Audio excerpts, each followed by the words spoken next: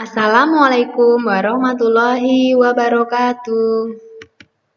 Selamat pagi anak-anakku semuanya. Hari ini berjumpa lagi dengan Ustazah Esti ya. Ustazah akan menjelaskan materi tema 6, subtema 3, muatan SBDP. Sebelum kita belajar, alangkah baiknya kita berdoa terlebih dahulu. Berdoa dimulai. Selesai.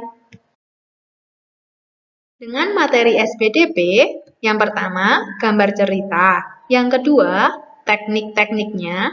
Yang ketiga, unsur-unsurnya. Gambar bercerita. Gambar cerita adalah gambar yang menceritakan suatu adegan atau peristiwa. Fungsi dari gambar cerita. Yang pertama, memperjelas alur atau isi cerita. Yang kedua, memperjelas isi pesan dalam promosi suatu barang. Yang ketiga, menarik perhatian. Yang keempat, menambah nilai artistik atau keindahan. Bentuk suatu objek gambar cerita dapat berupa gambar manusia, tumbuhan, dan hewan. Gambar cerita atau sering disebut dengan gambar ilustrasi. Bentuk-bentuk gambar cerita antara lain terdapat pada komik, cover, majalah, cerita atau cerita gambar, cerita pendek. Teknik membuat gambar cerita. Yang pertama, teknik kering. Menggambar cerita dengan teknik kering tidak perlu menggunakan pengencer seperti air. Cerita dibuat langsung pada kertas gambar. Contohnya, pensil warna, arang, rayon, dan pulpen warna. Yang kedua, teknik basah. Menggambar cerita dengan teknik basah dapat menggunakan cat air, tinta, atau media lain yang memerlukan air sebagai pengencer. Contohnya, cat air.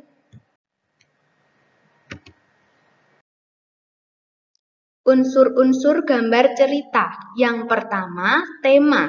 Sebuah gambar cerita harus memiliki gagasan atau tema yang jelas sesuai dengan cerita. Yang kedua, karakter tokoh. Gambar ilustrasi yang ditampilkan berupa penggalan cerita yang paling menonjol. Dari gambar cerita juga dapat dibayangkan karakter tokoh. Yang ketiga, alur. Alur merupakan rangkaian peristiwa yang terjadi berdasarkan hubungan sebab akibat. Alur yang digunakan untuk cerita anak-anak menggunakan alur sederhana sehingga mudah dipahami. Yang keempat, latar. Latar adalah landasan tumpu berlangsungnya berbagai peristiwa dan kisah yang diceritakan dalam secara fiksi. Latar cerita anak lebih ke tempat permainan. Yang terakhir, sudut pandang.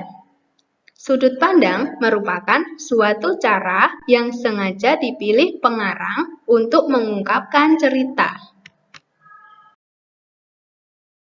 Contoh gambar cerita, kalian amati gambarnya ya. Gambar yang pertama, anak-anak yang sedang bermain pasir. Gambar yang kedua, anak-anak tersebut makan dan ada salah satu anak yang tidak cuci tangan. Gambar yang ketiga, mereka asik menikmati makanan tadi. Gambar yang terakhir, akhirnya anak yang tidak cuci tangan tadi sakit.